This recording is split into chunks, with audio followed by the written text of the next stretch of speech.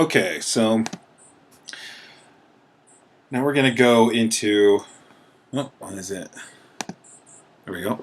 Into 6-2, which is our first actual kingdom, which is bacteria.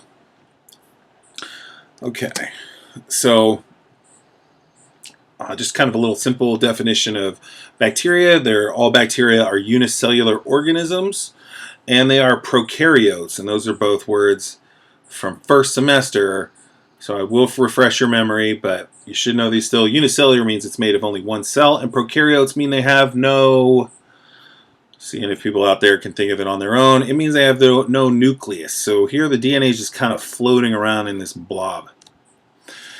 And different features of bacteria. They can have a cell membrane and or a cell wall around them. They can have DNA and ribosomes. And then they also, here they're showing they have flagella, which they're using to move around. Okay, bacteria can reproduce in a couple different ways. So binary fission is also a term for protists. So that term carries over. So normally in class, for tests and quizzes and stuff, I would say make sure you definitely know this term.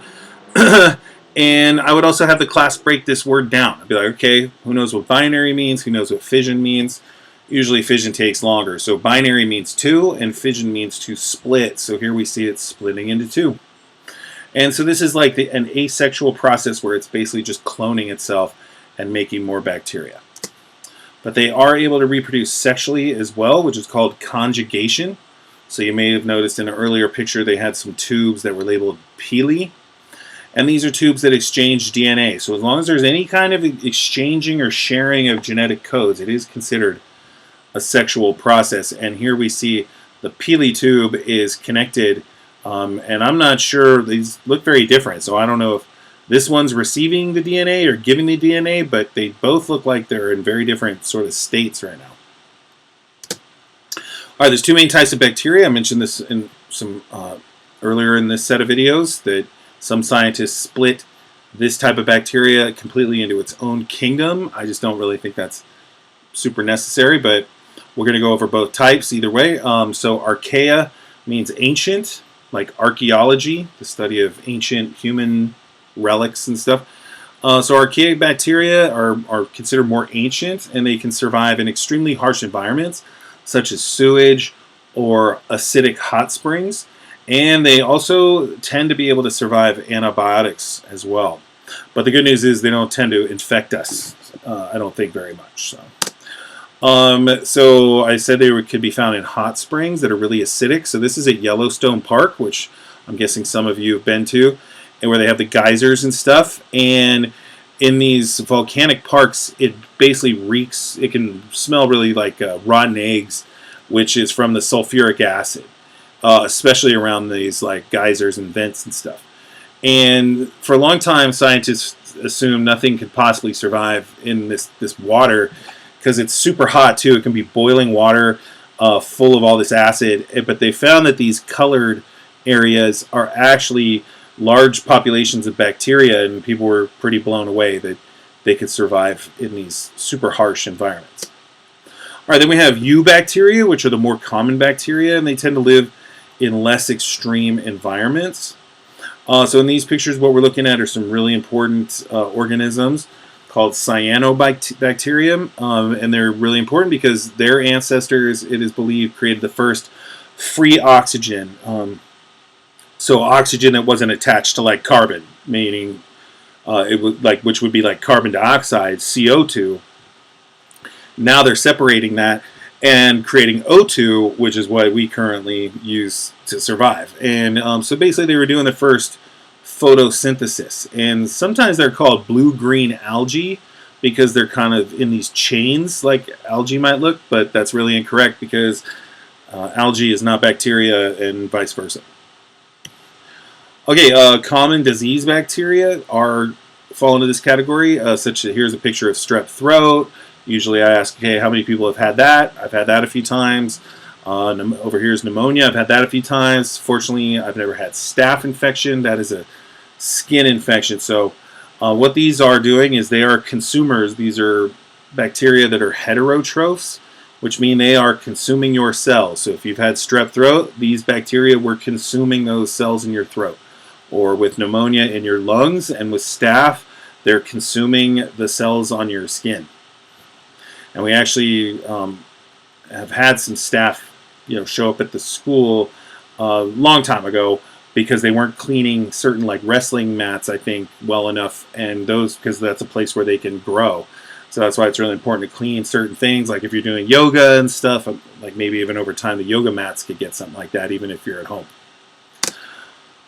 Okay, then we have enteric bacteria, which commonly is called probiotics, and hopefully some of you have already heard about these because it's part of some of the modern sort of health care that's happening, because they aid in digestion in our intestines. So these are like good bacteria that we can put into our body or that already exist in our body that helps us digest our food. And as we learned in Unit 5, that positive relationship is called mutualism. So we give them food when we eat, and they help digest our food and also make some vitamins for us, which is obviously important too.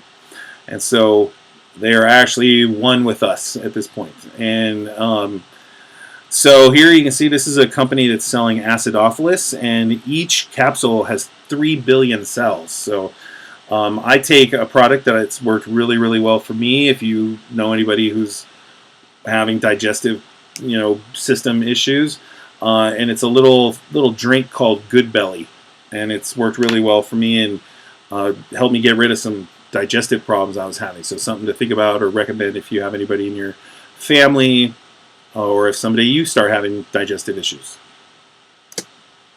If you end up going into some kind of medical school or program, you'll definitely learn about this pretty early on because it deals with antibiotics and disease testing and cell walls. So this is when different types of cell walls will indicate different diseases, so then doctors will use different antibiotics. And an antibiotic is a medicine that kills organisms but does not kill viruses again. So taking an antibiotic for a virus is actually only going to kill these bacteria, your enteric bacteria. So you don't want to take antibiotics on if you have a virus, because it's only going to kill your good bacteria. And there's not much we can do about viruses. We got to just kind of survive them and develop that immunity, which I talked about earlier in these notes. So these are two drawings of gram-negative and gram-positive cell walls, and you can see they look really different. So it makes sense that different antibiotics would affect them differently. The Earth's oldest fossils are 3.5 billion-year-old bacteria. Here's one right here, and we're going to talk about how they evolved into protists in next week's notes. This is a really cool machine that doesn't really get talked about a lot. If they had accomplished their goal, it would be like the most famous machine of all time. But here's what it is. So this is called like the Miller Urey or Urey. I think it's Urey actually. Miller-Urey experiment. And what they were trying to do was they created a machine that was designed to try to simulate the conditions of the Earth when that first bacteria showed up. And they think there was a lot of certain gases in the air, a lot of heat, a lot of radiation. They think there was also a lot of storms at that time, so maybe electricity was more happening with lightning bolts and stuff. And so they put all that stuff into a machine and they tried to create life. So they put the gases in, they put like heated it up. Here they're using electricity to simulate the lightning storms. And this is why I said if they had accomplished making like a living thing, this would be a huge deal and everybody would know what it was. But they didn't accomplish that, but they did end up making some interesting things. Like they made some amino acids, and they also, I think they made some RNA, and those are really important molecules for life. So they did make some of those macromolecules we learned about in Unit 1 that life needs, but they couldn't actually create like a living cell. This is a picture of what some scientists are saying is a fossil of bacteria that was found on a meteorite that landed on Earth from Mars. So there started becoming a lot of talk of like this was like proof of life on Mars, but then some scientists were disagreeing, and some were like saying it was a protein. which is weird, even if it's a protein. Like, why is there proteins in meteorites? But it wouldn't be quite as extreme. So there's no one can really say for sure. So they kind of, backed off of that fossil and still looking for that evidence. All right, so we're going to wrap every kingdom with how the kingdom is involved with ecology, because, as you know, ecology is really important, and what I studied in college, and that was Unit 5. So now we're in Unit 6, and we're going to make that connection. So this is when you'll know you're on the last slide pretty much when we get to this one. All right, so bacteria are really important for nitrogen cycles, or nutrient cycles.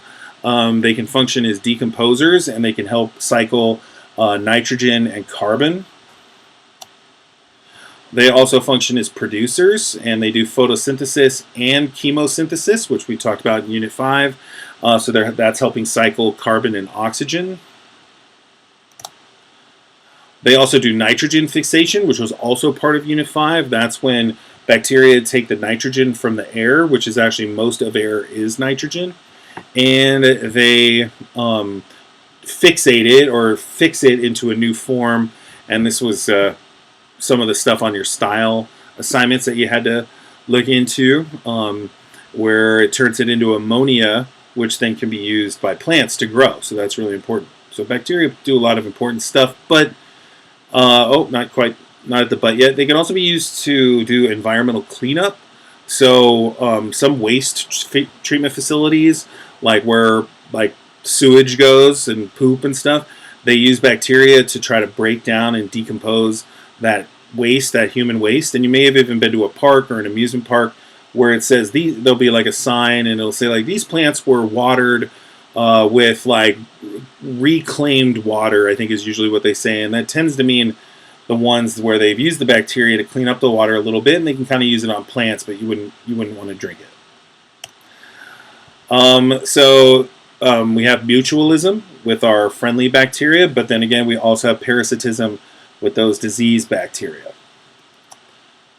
And we also are using them to make certain medicines now. Like we've talked about, they've genetically engineered bacteria to create insulin and growth hormone and extract those things for human medical purposes. And we also can use them in making certain other products. Nothing like more like stuff for binding things together and stuff like that, almost like glue-like stuff. But so we do use them to make certain products as well.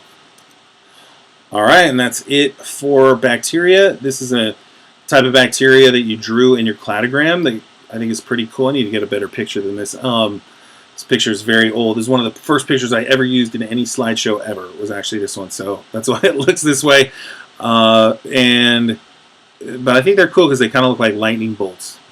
And they're called spirilla, which you drew into your cladogram.